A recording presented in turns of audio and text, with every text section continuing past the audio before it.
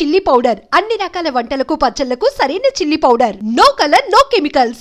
So ఒకసారి నేను త్రివిక్రమ్ గారి దగ్గర ఆర్పి గారిని కలవడం జరిగింది. వాళ్ళ బిల్డింగ్కి వెళ్ళినప్పుడు నేను ఒక ఇంగ్లీష్ పాట పాడితే ఆర్పి పట్నాయక్ గారు అప్పుడే ఆయన మైండ్లో వేసుకున్నాడు.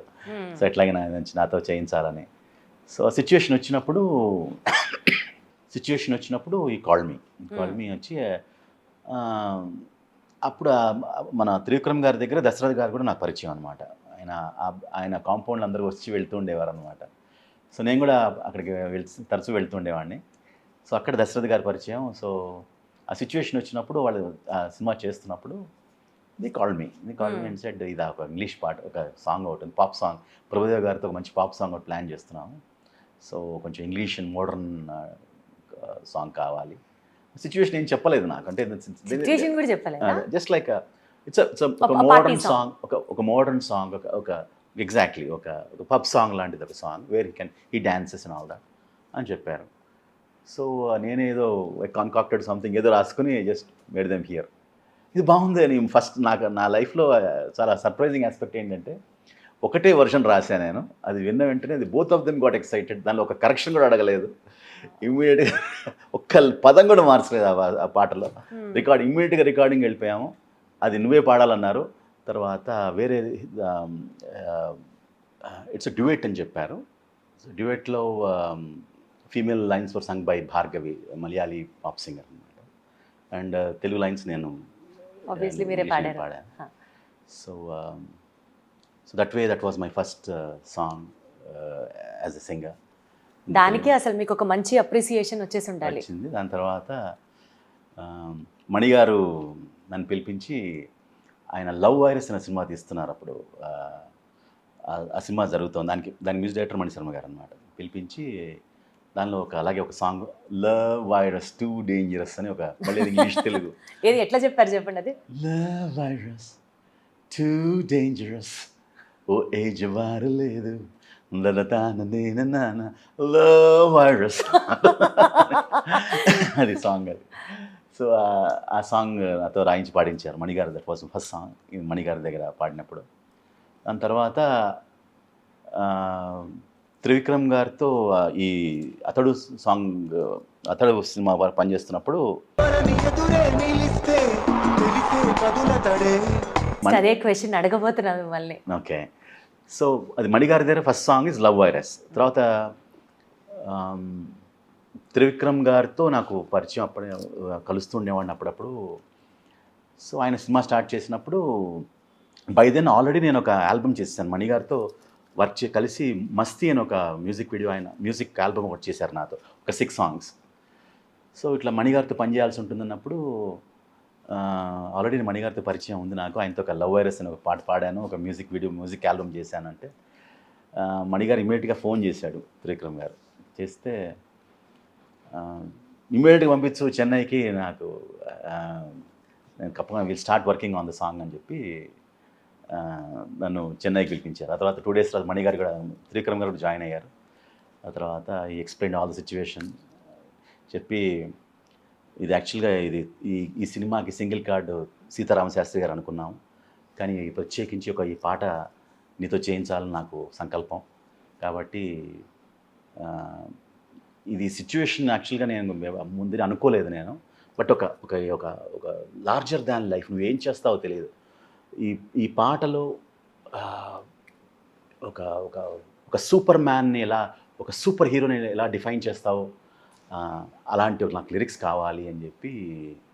ఆ సినిమాలో మహేష్ బాబు క్యారెక్టర్ చాలా పవర్ఫుల్గా క్యారెక్టర్, మీరు అన్నట్లు సూపర్ మ్యాన్ క్యారెక్టర్. అండ్ ఆయన అయితే చాలా కంపోజ్డ్గా, బ్యాలెన్స్డ్గా స్క్రీన్ మీద పర్ఫెక్ట్ లాగా అనిపిస్తారు. అండ్ మ్యూజిక్ ఏమో ఫుల్ హై బీట్ రిథమ్ ఉన్నటువంటిది. ఆయన బాడీ లాంగ్వేజ్కి, ఆ ఫాస్ట్ బీట్కి మీరు లిరిక్స్ ఆర్ లైక్ యాప్ట్ అంటే యాప్ట్. సో మీరు మహేష్ బాబు గారి గురించి పాట రాయాలి అని అనుకున్నప్పుడు ఆల్రెడీ మీరు లిరిక్స్ అనుకున్నారా, ఆర్ ఆ ట్యూన్కి విన్నాక లిరిక్స్ రాశారా? How was that?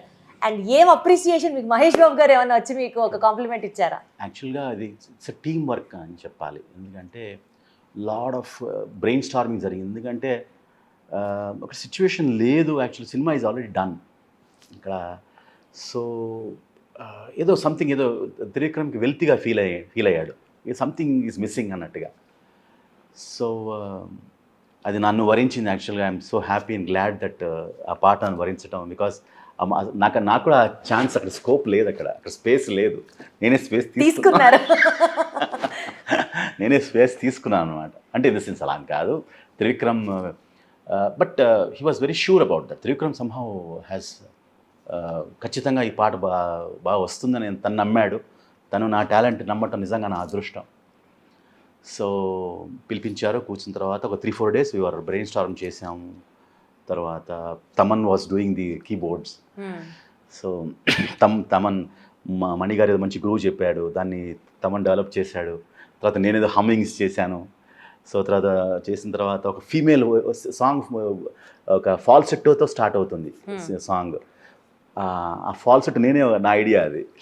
సో అది చేసిన వెంటనే మణిగా చాలా అప్రిషియేట్, భలే ఉందిరా, చాలా యూనిక్గా ఉందని చెప్పి సో ఎంకరేజ్ చేశాడు. తర్వాత ఈ పాట నువ్వే పాడాలని చెప్పి బలవంత పెట్టి నాతోనే పాడించాడు. నేనే పాడాను. So so lucky.